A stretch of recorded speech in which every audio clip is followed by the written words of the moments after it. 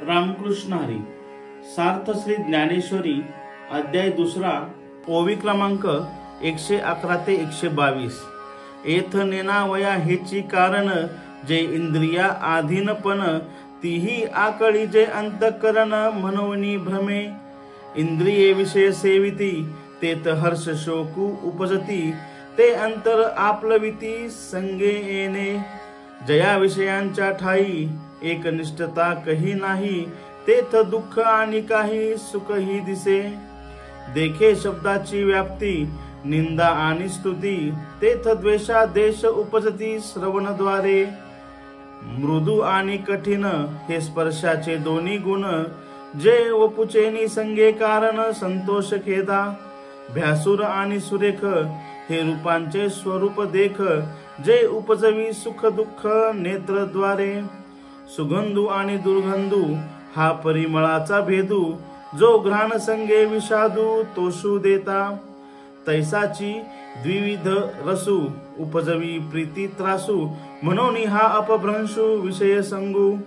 देखे इंद्रिया अधीन होईजे तै शीतोष्णाते पाविजे आणि दुःख दुःखी आकळीजे आपणपे। या विषया वाचुनी काही आणि सर्वथा रम्य नाही ऐसा स्वभावची पाही इंद्रियांचा। हे विषय तरी कैसे रोहिणींचे जळ जैसे का स्वप्नींचा आभासे भद्र जाती। देखे अनित्य तयापरी म्हणून तू अभेरी हा सर्वथा संगुण धरी धनुर्धरा। अर्थ, इंद्रियांच्या अधीन झाल्यामुळे मानवाला ते समजत नाही आणि ती इंद्रिये अंतःकरणावर आपला अधिकार गाजवितात म्हणून त्याला भ्रम होतो। प्रारंभी इंद्रिये विषयांचे सेवन करतात त्यामुळे सुख दुःखे उत्पन्न होतात। मग ती सुख दुःखे आपल्या संसर्गाने मानवाच्या अंतःकरणात भ्रम निर्माण करतात। ज्या विषयांच्या ठिकाणी एकच स्थिती कधीही नसते त्या विषयांपासून कधी सुख तर कधी दुःख निर्माण होते। असे पहा की निंदा आणि स्तुती ही शब्दांची व्याप्ती आहे।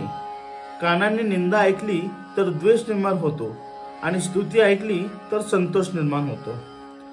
मृदुता आणि कठीणता हे स्पर्श या विषयाचे दोन भेद आहेत, परंतु ते त्वचेच्या ठिकाणी भासल्यास संतोषाला आणि खेदाला कारण होतात। तसेच भेसूर आणि सुरेख ही दोन लक्षणे रूप या विषयाची आहेत, पण ती डोळ्यांनी पाहिल्यास अंतःकरणात सुख दुःख निर्माण करतात। सुगंध आणि दुर्गंध हे गंध या विषयाचे दोन भेद आहेत। ते नाकाच्या संयोगाने संतोष आणि विषाद निर्माण करतात।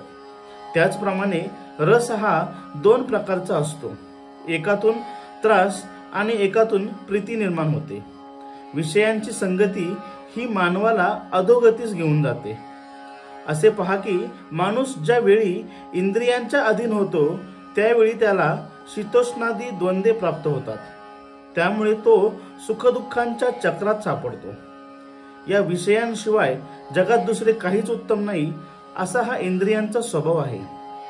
मृगजळ जसे खरे नसते ते आभासात्मक असते किंवा स्वप्नात पाहिलेला हत्ती वगैरे जसा भास असतो त्याप्रमाणे हे विषय आहेत। अशा प्रकारे हे विषय अनित्य आहेत, म्हणून हे अर्जुना त्यांचा तू त्याग कर, विषयांची थोडी देखील संगती करू नकोस।